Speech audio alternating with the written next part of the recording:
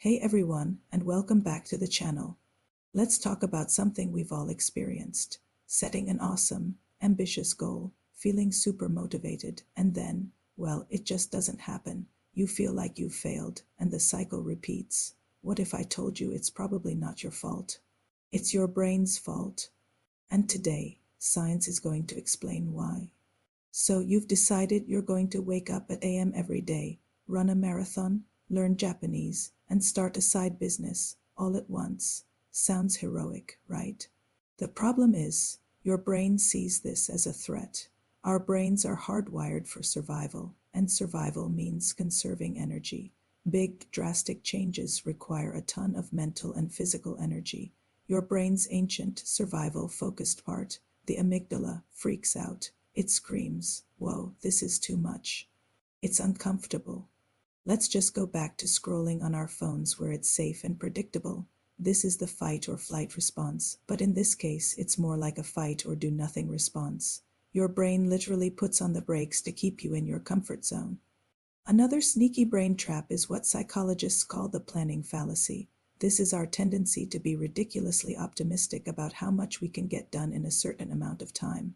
You think, oh, I'll definitely have that project finished by Friday, but you forget to account for unexpected meetings, traffic, feeling tired, or that irresistible urge to watch one more episode of that new show. We plan for the ideal version of ourselves, not the real human version who gets distracted and needs breaks. So when Friday rolls around and the project isn't done, you feel like a failure, when really you just made a bad plan. It's not a character flaw. It's a cognitive bias we all share. But here's the most fascinating part: the dopamine trap. Dopamine is the feel-good chemical in your brain. When you set a goal, or even just tell your friends about your amazing new plan, your brain releases a little hit of dopamine. It feels good.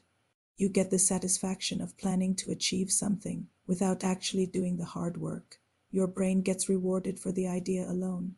This can actually reduce your motivation to follow through because you've already experienced a taste of the reward. It's like eating dessert before dinner. You're less hungry for the main course. You get addicted to the feeling of starting, not the process of finishing. Don't forget you're watching at Alanon J2L channel. Please do not forget to subscribe, like and comment. Let's continue. So how do we trick our brains into actually helping us? The answer is surprisingly simple.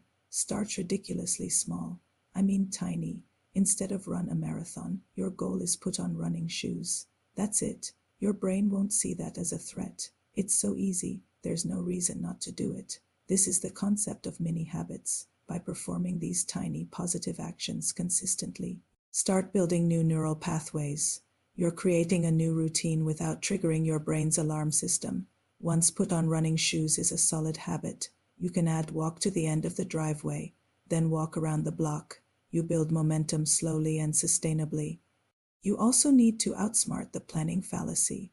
When you estimate how long something will take, double it. No, seriously, double it. This gives you a realistic buffer for life's inevitable interruptions. And instead of telling everyone your grand plans, keep them to yourself for a while. Let the reward come from the actual progress you make, not the premature praise. Celebrate the small wins along the way. Finished putting on your shoes. Awesome. That's a success worth acknowledging.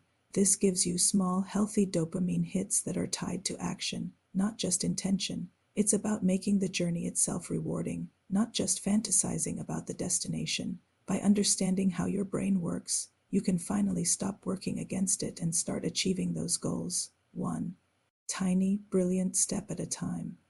Thanks so much for watching. I hope this helps you reframe your approach to goals. If you found this useful, give it a thumbs up, and don't forget to subscribe for more insights into making your life better, backed by science. See you in the next one.